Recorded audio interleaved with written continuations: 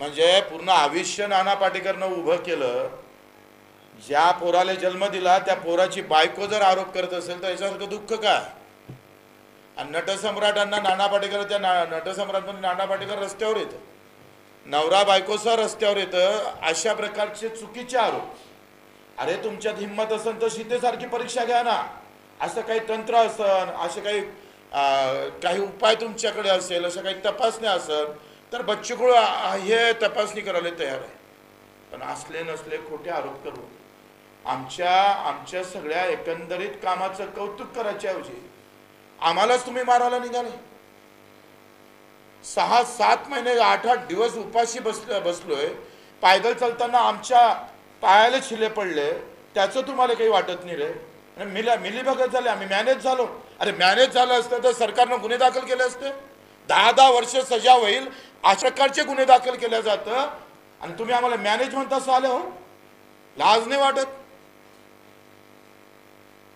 अशा पद्धतीचं वागत असं कोण उद्या शेतकऱ्याच्या आंदोलनासाठी उभं राहील?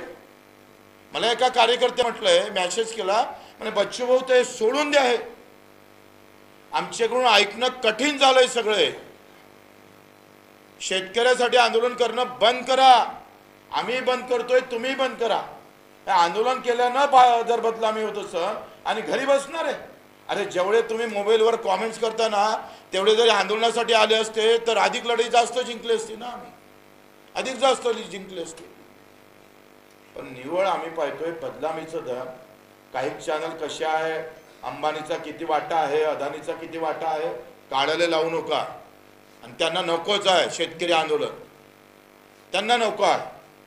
हे जर काढत बसलो ना तर तुमच्या अंगलट येईल। आणि एकाच आंदोलनात आमचे सगळे आंदोलन व्यक्तिगत होते, आमच्या जीवावर बेतणारे होते। आम्ही 9-8 दिवस उपोषण बसलोय, वाईट आमचं झालं असतं, माझ्या कार्यकर्त्याचं झालं असतं, लाज वाटली पाहिजे बोलताना काहीतरी। आणि मग असं सगळं असताना आपण पाहिजे 150 वर्ष लागले स्वातंत्र्याला, स्वराज्य निर्माण करायला छत्रपतीला 2 पिढ्या गमावं लागल्या।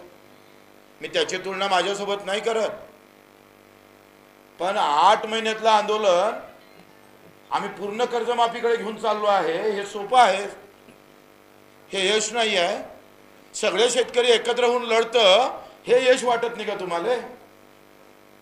सगळे लोक एकत्र होऊन रस्त्यावर थांबतं, सगळ्या जातीपाती विसरून, धर्म विसरून लोक शेतकरी म्हणून लढायला लागतं, हे यश वाटत नाही का तुम्हाला? आंदोलन म्हणजे फक्त काय मागणी पूर्ततेसाठी असतं का? आज आम्हाला आनंद आहे का महाराष्ट्रभर फक्त शेतकरी या नावावर चर्चा होत आहे, हे सगळ्यात मोठं यश आहे। सगळेजण बोलायला लागले शेतकरी म्हणून। जो कर्जाचा मुद्दा संपला होता, ह्या बच्चू कडून आणि त्याच्या कार्यकर्त्यांना जिवंत ठेवला। किती आंदोलन केलं हो आम्ही आतापर्यंत? संभाजीनगरला मोर्चा केला, जेव्हा एकनाथजी शिंदे मुख्यमंत्री होते त्यांनी सुद्धा आम्हाला शब्द दिला होता, तो गेला 9 ऑगस्ट 2024ला। वाडा आंदोलन झालं 7 जानेवारी 2025ला। कर्जमाफीकरिता रंगपंचमी रस्ते रंगून आंदोलन केलं 14 मार्च 2025ला। रायगड येथे 3 दिवस उपाशी बसलोय रायगडला, तेव्हा मुख्यमंत्र्यांनी बैठक लावली, रायगडचं आंदोलन